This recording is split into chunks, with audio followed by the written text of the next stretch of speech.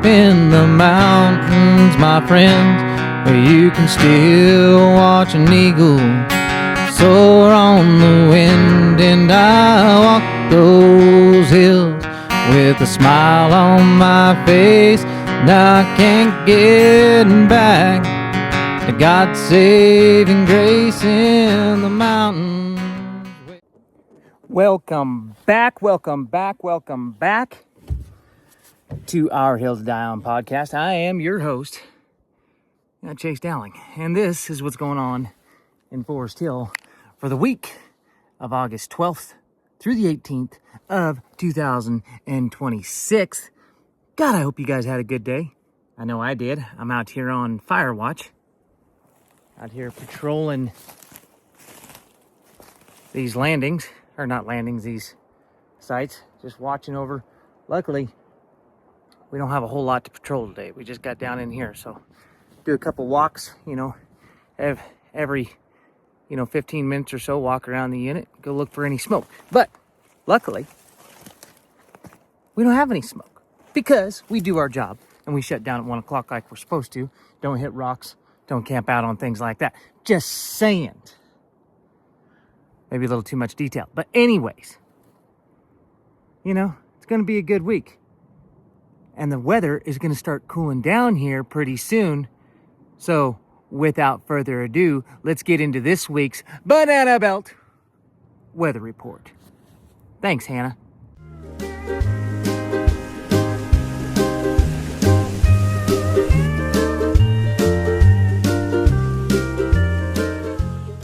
Well, folks, this week your toes are going to be feeling some sweet relief as they're out there touching the grass, starting today. The week warms with to be a manageable high of 87. Then tomorrow brings the big cool down. Thursday looks to be the coolest day with partly cloudy skies and temperatures of around 82. Thank the Lord. Overnight, temperatures will also drop into the low 60s. So if you leave your windows open, you're going to be feeling quite nice. Put a little fan in that window, let it blow on the old berries. You know what I'm talking about. We're looking at a fantastic outdoor weekend, so you better get outside and enjoy it. Expect mostly sunny to partly cloudy skies and temperatures in the low to mid 80s. For Friday through Sunday, it's much, much better. It's going to be a great weekend for hiking, camping, fishing, kayaking, and spending a day at one of your local swimming holes without battling triple-digit heat and endless sweat and, good old vitamin D. Monday and Tuesday will stay relatively mild, with temperatures remaining in the mid-80s and mostly sunny. And then Tuesday, it's going to be a little warmer compared to the weekend, but nothing close to the heat we've been seeing. So we're looking at a moderate allergy conditions this week. Grass pollen is still hanging around and starting to transition into weed pollen deeper into this August. With the drier summer conditions, dust can also be a pretty big trigger, especially if you're mowing or hiking on the dry trails and roads. So, folks, big shout out to Hannah again for sending us another great weather report. She figured out her schedule. She decided to do it on a Sunday, send it to me instead of the night before. A little bit better that way, gotta admit. Of course, I'm out here doing fire watch again, so you can tell by the change of shirt. Just saying. You gotta put these things together in pieces, apparently. So, all right, folks, that's this week's Banana Belt weather report.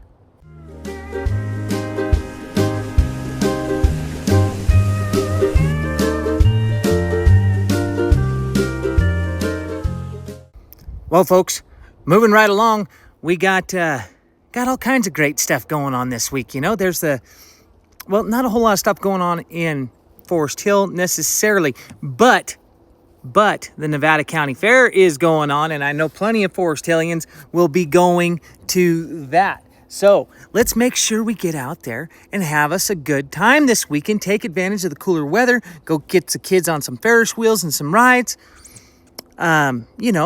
Just enjoy yourselves, for God's sakes.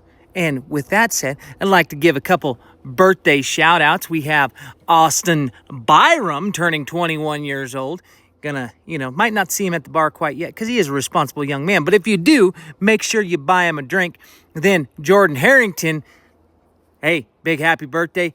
If you see him at the bar, definitely buy him a drink. Then we got Jamie Claiborne and Laura Truo. I think owns the Mountain Club, for God's sake. Whoa, easy. Owns the Mountain Club, for God's sake. So, definitely can buy her a drink. Katarina Wardley, Stephen Cleveland, Barbara Bosworth Mackenstadt all have birthdays this week, all friends of the show. And so with that, I say to you, happy birthday from all of us to you. We wish it was our birthday so we could party too. Ole! Just out here in the woods. And just in between, walking the unit looking for smoke, which there shouldn't be. Yeah. Anyway, that's going to bring us into this week's Outdoor Report.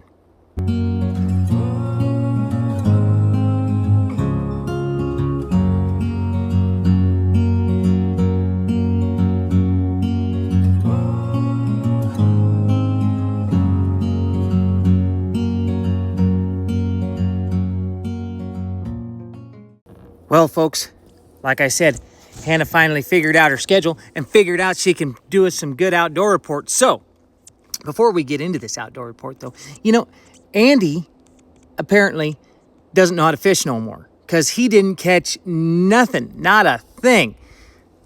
I think Charlie might have caught one and, some other stuff, but Andy didn't catch nothing. Not a zero. So, Andy, you're failing me. You lost your touch, and how shame it is. But Hannah does send us another good outdoor report, and she goes like this. If you've noticed a few more camouflage-clad folks around Forest Hill lately, there's a good reason. Or maybe you haven't noticed them because they're camouflage. Archery season for both deer and bear opened this Saturday, August 15th, kicking off one of the biggest hunting seasons of the year in our part of the Sierras. Forest Hill falls within the D3 to D5 zones, which Forest Hill really is D4, which includes a huge amount of the Tahoe National Forest surrounding our community. This is an archery-only period, meaning hunters using rifles for deer and bear have to wait a little longer for general season. For many local hunters, this is the time they've been looking forward to all year. If you're hunting, make sure you know your zone. Have the proper license and tag, and check the current regulations and land closures before you head out. The California Department of Fish and Wildlife specifically advising hunters to check current land closures and restrictions ahead of time. And, folks, if you're up in French Meadows, don't be packing your rifle or your strung bow through the game refuge around French Meadows. And remember, a deer or bear tag isn't permission to hunt anywhere you want.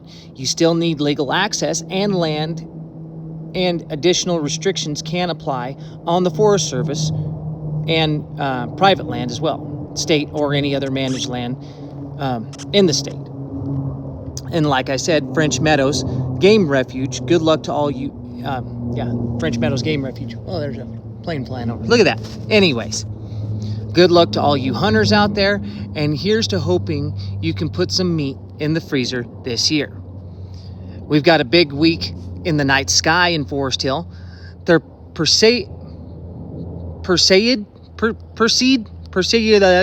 meteor shower reaches its peak Wednesday night, tonight, into tomorrow morning, and this year the conditions are nearly perfect. We've got a new moon, meaning almost no moonlight to compete with those shooting stars. With these conditions, you could see dozens of meteors streaking across the sky. Your best bet is to get somewhere dark and away from the light, then watch the sky midnight through dawn. China Wall might be a good spot, also, up at Robinson Flat, but turn out on Mosquito Ridge Road would sometimes be even better. If there's one night this week to stay up a little late and look up, it is tonight. So, folks, I'm going to say another spot too, if you don't mind driving. Out there on mile marker 17, there's a big turnout too. Mile marker 2, Mosquito Ridge Road, Robinson Flat, great spot. China Wall, great spot. All these spots are great. Just don't do it while you're driving. The old partner and me were driving to work the other morning. We almost ran off the road because there was a shooting star that was so bright it caught our eye. We both looked. Of course, it was on the Narrows. Wasn't so good. Just saying. Keep your head on a freaking swivel. And that's this week's. Also, Andy, go catch some damn fish. That's this week's Outdoor Report.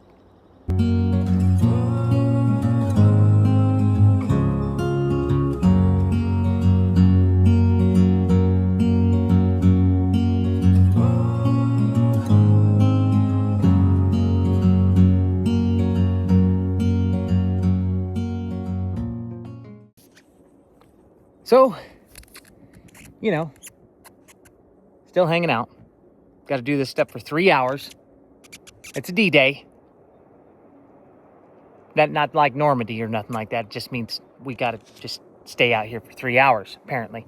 But at least it's not an EV day or an E-Day. E-Day, you don't get to work at all when you're running a masticator or a hot saw. You can load logs. But, that's just what it is. So, we're going to get into this week's Thoughts for the Shitter.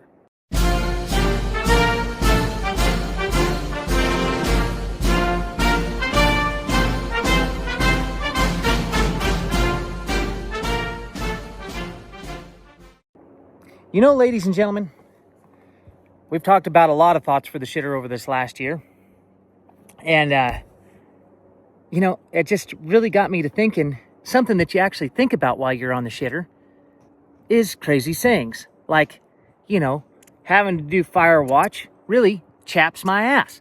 Now, what is a good ass chapping, and how did that saying come about? I looked it up. I couldn't find out how. Having a chapped ass sucks, but who was the first one to go, you know what, that chaps my ass? Because it's wind chapped. I mean, your butt cheeks are just hanging out there in the air. But if it's saddle chapped, or if it's, what I like to call swamp ass, that's a different kind of chap altogether. And there's levels of chapness, because if you got a really deep swampy ass, I'm telling you, you're going to be really irritated. And that's where I think that came out. I mean, I'm sure you could probably look it up in Urban Dictionary. It's just, when you're sitting there at the porcelain throne in the morning and you're trying to come up with your thoughts, these are things that pop into my mind. I don't know what pops into yours, but, because the level of chapness, like chapped, it's raw, dry skin. So swamp ass necessarily wouldn't be raw, dry skin. But then, is it from riding a horse? And then it's not chaps as in leggings. No, it's chapped. Definitely chapped. And then we all know what an ass is. I mean, it could be a chapped donkey, if you ever thought about it that way. I mean, it's a dry skin donkey. Donkey with dandruff would maybe be the other way of thinking about it. I don't know. Just something to ponder while you're dropping them off down yonder.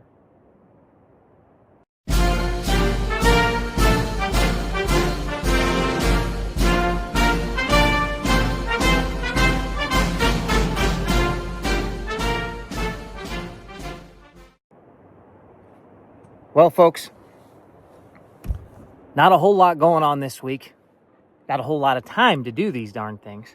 So we're just going to I might not even do a Sasquatch story this week, just for the plain, simple fact as I don't got anybody writing me anything. I'm running out of Sasquatch stories. I mean, there's a ton of them out there, but, what are you going to do? I don't know. Send me some more people to nominate, for God's sakes, or comment for a story that you want to be told on here. It doesn't even have to be a Sasquatch story. It doesn't even have to be a Sasquatch. It just has to be something. Give me something. I mean, a good story. Like, hey, this one time, me and my Uncle Bob were camping, at Duncan Diversion, and we heard a funny noise in the middle of the night. Turns out it was his buddy Larry puking because they finished a half a bottle of Crown or something like that, and I can almost guarantee you there's a story like that. And I'll tell the story. I will. I'll do it. Just saying. There are some good stories out there like that, though. Maybe some of them you don't want to tell. Maybe that's just campfire stories. Maybe that'll be a new segment. Campfire stories. Songs from the mountain, or stories from the mountains. I can see it happening. Anyway, just saying. You could do something like that. I mean, hell, everybody's got a good story. You know, it's like, you know, a buddy of yours forgets his sleeping bag and decides to put rocks in the fire to keep yourself warm, right? And build a bed out of warm rocks that you can sleep on without a sleeping bag, and you'll stay okay. And then, you know, he gets so drunk that he passes out with one on his belt buckle, and it ends up burning him. And he gets a pretty good, like, you know, second-degree burn from it.